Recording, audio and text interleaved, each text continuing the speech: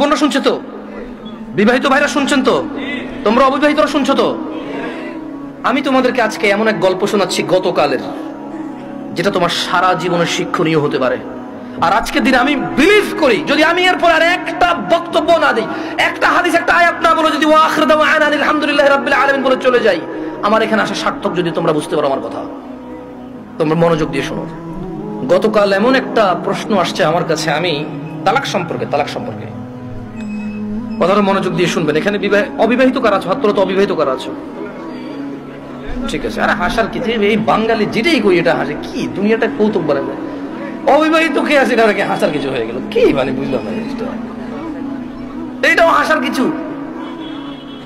ভাই আমি এখানে বললাম যে অবিবাহিত কারা আছে, সবাই হাসা শুরু করতে। মানে কি কি করে শরম পাইছে? আপনাকে বলছো ওরা শরম পাইছে? কে বলছে? জবাব দিয়েছেন কে এখানে? আপনার তো জবাব তো ঠিক হয় না ওদের পক্ষ থেকে। ওরা তো বলে না ওরা শরম পাইছে। ওদের কাছে মনে হয়েছে হুজুর এখন কৌতুক করবে। বিবাহিত যারা আছো হাত তোলো তো। মাশাআল্লাহ, তোমাকে বসেন। তো আমি তেমন কখনো ব্যক্তিগত বিষয়ে তেমন বলি না মাহফিলে, এটা আপনারা অনেকে হয়তো জানেন যারা আমাকে চেনেন। গতকাল আমার কাছে এক প্রশ্ন আসলো তালাক বিষয়ে। আমি বেশিরভাগ সময় অ্যাভয়েড করি তালাক বিষয়ে প্রশ্ন। এমনিতে আমি নর্মালি কোনোদিন কোনো ফতোয়া দিই না।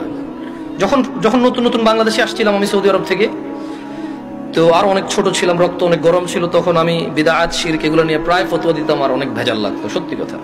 আল্লাহ আমাকে আশ্রয় দিয়েছে। এখন আমার উস্তাদরা, বড়রা যারা আছে, তারা আমাকে বললো যে জামশেদ তুমি ফতোয়া দিও না, কোরআন সুন্নাহ থেকে মানুষকে তুমি আহ্বান করো, ভালোর দিকে ডাকো, মন্দের দিকে নিষেধ করো। আল্লাহ তোমাকে যতটুকু তৌফিক দিয়েছে। ফতোয়া অনেক বিস্তর বিষয়, অনেক সিচুয়েশনের উপরে ফতোয়া চেঞ্জ হয়। দেখা যায় একই বিষয়, মানে সাবজেক্ট এক, পরিস্থিতিতে দুই রকম অ্যান্সার হয়। তো তোমার এখনো সেই প্রজ্ঞা যদি না হয় তুমি দিও না, আর প্রজ্ঞা হলে দিও। তা আমি ওনাদের কথা চিন্তা করেছি যে আমার সেই প্রজ্ঞা হয়নি যে আমি দিব। কারণ এখানে হানাফিরা বলে যে একসাথে 3 তালাক দিলে হয়ে যায়, আর শাফি হাম্বলিরা বলে যে যতবারই তালাক দেয় একবার। এখন যারা হানাফি নিজেদেরকে বলে, ওনারাও কিছু দলাইল পেশ করে। আর যারা শাফি মালিকি আছে বা আহলে হাদিস সালাফি আছে, তারাও সূরা বাকারার মধ্যে যেমন তালাকু মাররাতান, তালাক 2 বার, মানে 2 দফায়, এভাবে দিয়ে বলে। তো আমি চিন্তা করছি এটা বড়দের বিষয়। কার বিষয়? এটা আমার ম্যাটার না, আমার এত জিম্মেদারি নেওয়ার এখনো কতটুকু যোগ্যতা হয়নি। তো বেশিরভাগ তালাকের যখন প্রশ্ন আসে, আমি বড় বড় আলেম যাদেরকে চিনি, যেমন আমি সৌদি আরবে ছিলাম, তাহলে বেশিরভাগ যাদেরকে আমি চিনি তারা মদিনা ইউনিভার্সিটির স্কলার। কেউ হাফার আল বাতান ইসলামিক সেন্টারের লেকচারার, কেউ রিয়াদ ইসলামিক সেন্টারের লেকচারার, কেউ আল আহসা ইসলামিক সেন্টারের লেকচারার সৌদি আরবে, যাদের সাথে আমার পরিচয় আছে খুব ছোটবেলা থেকে। আমি যাদেরকে চিনি, যারা আমাকে খুবই আদর করে। তো আমি যেটা করি, যখনই তালাকের মাসলা মাসাইল আসে, নর্মালি কোনো প্রশ্ন আসলে আমি জবাব দিই না, কিচ্ছু রিপ্লাই করি না। কারণ আমি জানি আমি ফতোয়া দিব না, আমি ইগনোর করার চেষ্টা করি। খুব সহজ থেকে সহজ প্রশ্ন আসলো দিতে চাই না, কাউকে না কাউকে ট্রান্সফার করে দিই। তো ওই একটা বোন মেসেজ লিখলো, আমি ওয়ালাইকুম আসসালাম দিয়ে লিখেছি আপনি যে কোনো প্রশ্ন লিখে করেন। তখন সে লিখে প্রশ্ন করলো যে তালাকের বিষয়। আমি বললাম যে আমি তালাকের বিষয়ে ফতোয়া দিতে জানি না, আমি একজন বড় আলেমের নাম্বার দিচ্ছি, আপনি ওনার সাথে কথা বলে আপনি জেনে নেন। হোয়াটসঅ্যাপে মেসেজ দিয়ে ওনাকে কল করি, সমস্যা নেই। এখন উনি আমাকে একটা ভয়েস মেসেজ পাঠালো যে ওনার হাজবেন্ড ওনাকে তালাক দিয়েছে 3 বার। এখন উনি নানা হুজুরের কাছে গিয়েছে যে উনি এখন এই স্বামীর ঘর করতে পারবে কিনা। ওনার স্বামী অনুতপ্ত, উনিও অনুতপ্ত। আমার বোনরা শুনছে তো? না, আমার বোনরা শুনছে তো? বিবাহিত ভাইরা শুনছেন তো? তোমরা অবিবাহিতরা শুনছো তো? আমি তোমাদেরকে আজকে এমন এক গল্প শোনাচ্ছি গতকালের, যেটা তোমার সারা জীবনের শিক্ষণীয় হতে পারে। আর আজকের দিনে আমি বিলিভ করি, যদি আমি এরপর আর একটা বক্তব্য না দিই, একটা হাদিস, একটা আয়াত না বলে, যদি ওয়া আখিরু দাওয়ানা আলহামদুলিল্লাহি রাব্বিল আলামিন বলে চলে যাই, আমার এখানে আসা সার্থক। যদি তোমরা বুঝতে পারো আমার কথা, তোমরা মনোযোগ দিয়ে শোনো। তো বললো যে আমি বেশ কিছু হুজুরের কাছে যতটুকু আমাকে বলেছে যে আমি আহমদুল্লাহ হুজুরকে মেসেজ করেছি, উনি রিপ্লাই করেনি। আমি আজহারি হুজুরকে মেসেজ করেছি, রিপ্লাই করেনি। আমি আব্দুর রাজ্জাক বিন ইউসুফ হুজুরকে মেসেজ করেছি, উনি রিপ্লাই করেনি। আমি কুয়াকাটা হুজুরকে মেসেজ করেছি, রিপ্লাই করেনি। আপনি জামশেদ মজুমদারের ফেসবুকে মেসেজ করেছি, রিপ্লাই করেননি। এর মধ্যে কেউ রিপ্লাই দেয়নি। আপনি আমাকে ওয়ালাইকুম আসসালাম রিপ্লাই দিয়েছেন হোয়াটসঅ্যাপে মেসেজ দেওয়াতে। আমাকে একজন হুজুর বলল আমি আমার স্বামীর সাথে থাকতে পারবো একটা হারাম কাজের মাধ্যমে। কি কাজের মাধ্যমে? হারাম কাজের মাধ্যমে। আমি চিন্তা করলাম, হুজুর যদি বলে হারাম কাজের মাধ্যমে থাকতে পারে, তাহলে হুজুর নিজে তো এটাকে হারাম বলছে, জিনিসটা কি? তখন আমি বোনকে আর সাহস করে কিছু না বলে আমি শেখ মুস্তাফিজুর রহমান বিন আব্দুল আজিজ আল মাদানী হাফিজাহুল্লাহ, উনি সৌদি আরবে হাফারুল বাতান ইসলামিক সেন্টারে ছিল, খুব আদর করে আমাকে। আমি বললাম যে আমি একজন বড় আলেমের নাম্বার দিচ্ছি, আপনি ওনাকে কল দিয়ে আপনার মাসলাটা জেনে নেন, আমাকে আপনার পুরো কথা খুলে বলার দরকার নাই, আপনি ওনার সাথে ডিসকাস করেন। ঠিক 2 ঘন্টা বা 3 ঘন্টা পর উনি আমাকে মেসেজ দিল যে হুজুর আমি তো আপনার সাথে কথা বলতে চাই। আমি বললাম যে আমি আপনার সাথে কথা বলবো না, আমি আপনাকে যার নাম্বার দিয়েছি যদি ওনার কথায় আপনার কিছু বুঝে না আসে তাহলে আমার কথা আপনার বুঝে আসবে না। বলে যে না হুজুর, ওনার সাথে আমার স্বামী কথা বলেছে, তবে আমার স্বামী একটা বিষয় গোপন করে কথা বলেছে, গোপন করে কথা বলার পরেও হুজুর বলেছে যে তালাক হয়ে গেছে, কিন্তু এখন আমার স্বামী হাফেজে কোরআন, আলেম পাস, আমার স্বামী বলছে তালাক হয় নাই। আমি বললাম যে ওকে, আপনি শেখকে কল করে বলেন যে আপনার স্বামীটা গোপন করেছে। বলে যে আমি ভয় পাচ্ছি ওনাকে কল দিতে, কারণ আমার স্বামী কথা বলে শুনি আবার কি মনে করে। আমি বলছি উনি কিচ্ছু মনে করবে না, আমি ওনাকে ফোন দিচ্ছি, আপনি কথা বলেন। ভদ্রমহিলা কথা বলবে না। তখন জোহরের টাইমের সময় হয়েছে, আমি ফোন দিলাম এবার, মানে আমার একটু মেজাজ খারাপ হয়েছে। কি খারাপ হয়েছে? মেজাজ খারাপ হয়েছে। ওই ভদ্রমহিলা আমাকে বারবার বলতে চেষ্টা করতেছে যে আমার একটা বাচ্চা আছে, যদি এখন আমরা স্বামী স্ত্রী আলাদা হয়ে যাই আমার বাচ্চাটার কি হবে, কনসার্ন কোথায়? বাচ্চা। আমি কল করলাম, কল করে বললাম আপনি তালাক হয়েছেন বা হন নাই, আমি কি এরকম কিছু বলছি?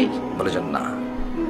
আমি বললাম ধরে নেন আপনার স্বামী আপনাকে তালাক না দিয়ে যদি গলায় একটা কোপ দিত, আপনার গলাটা কাটতো কিনা? বলে যে কাটতো। আমি বললাম তালাক দিল, তালাক হবে। এবারে হুঁশে দিছে না বেহুঁশে দিছে, রাগ করে দিছে না আদর করে দিছে, মজা করে দিছে নাকি দুষ্টামি করে দিছে,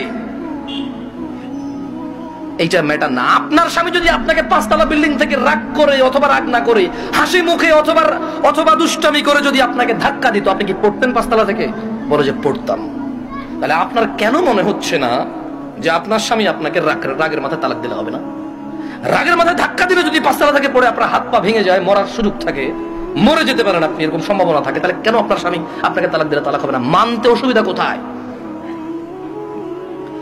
যে আল্লাহ আপনার এই স্বামীকে কবুল বলার পরে ওর সাথে থাকা বৈধ করেছে, সেই আল্লাহই তো 3 তালাক পরিপূর্ণ হয়ে গেলে থাকাটা অবৈধ করেছে।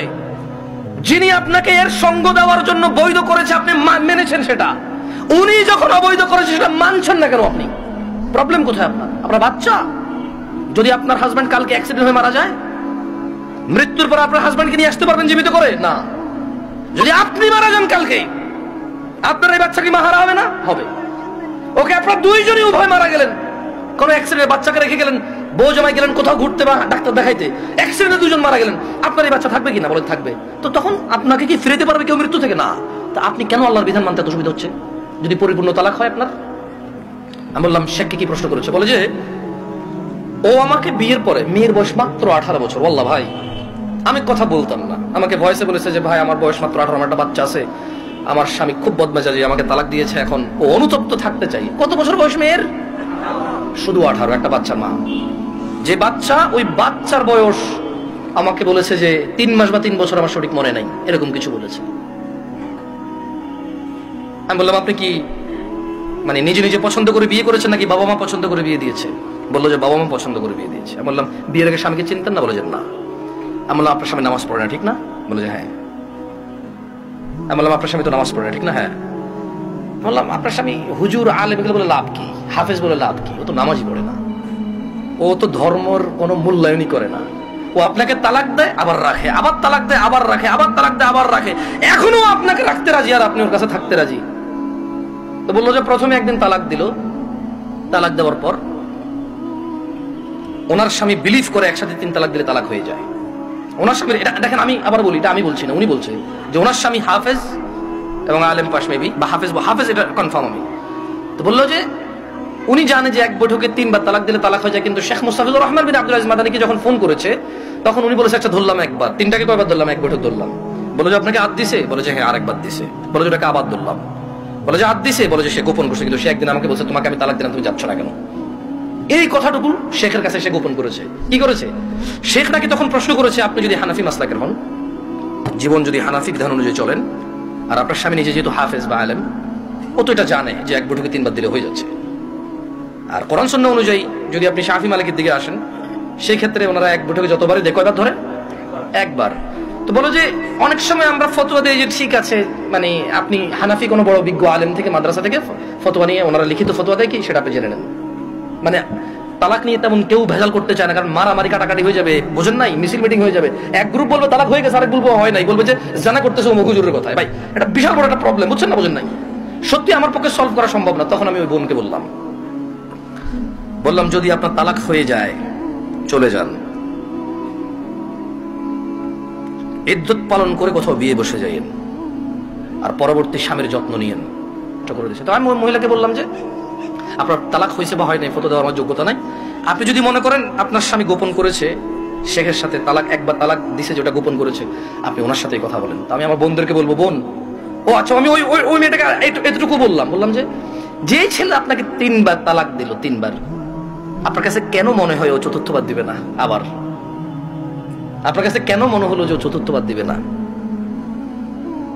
আর এই তো আপনি এই স্বামী ছাড়া থাকতে পারবেন না, আপনার একটা বাচ্চা আছে, কেন আপনি স্বামীর সাথে এমন ব্যবহার করলেন যে ও তালাক পর্যন্ত গিয়ে পৌঁছালো? ওর উপায় কি? ওই বেচারার উপায় কি? ধরলামও খারাপ, ওর চেয়ে নিকৃষ্ট পুরুষ আর এই পৃথিবীতে আমি ধরে নিলাম। আপনি যদি ওর সাথে এমন ব্যবহার করেন যে ও তালাক দেওয়া ছাড়া রেখে উপায় নাই, একটা ঘরে আগুন লেগে গেছে, বের হবে না মানুষ বের হবে না? এই দরজা বন্ধ, সেই দরজা বন্ধ, সেই দরজা বন্ধ, জানালা দিয়ে হলো তো মানুষ বের হবে না? তা আপনি এমন এক সংসারের মধ্যে কেরেঙ্গাল লাগাই দিয়েছেন, কিস্সা কাহিনী লাগাই দিয়েছেন, এমন এক অশান্তি লাগাই দিয়েছেন, ও আর তালাক ছাড়া বেরোতে পারছে না এখান থেকে। এমন করলেন কেন? এই যে এখন কান্নাকাটি করতেছেন, এমন করলেন কেন? এই যে বলতেছেন আমি এখন ধৈর্য ধরবো, আমি আর মুখে মুখে বলবো না, আমি আর ওর অপছন্দ হয় ওর বাবা মায়ের সাথে খোটাখুটি করলে এখন আর করবো না, আমি আগে কেন ভাবেন নাই? আমি আমার বন্ধুদেরকে বলবো, তোমার স্বামী আছে, ওকে গুরুত্ব দাও।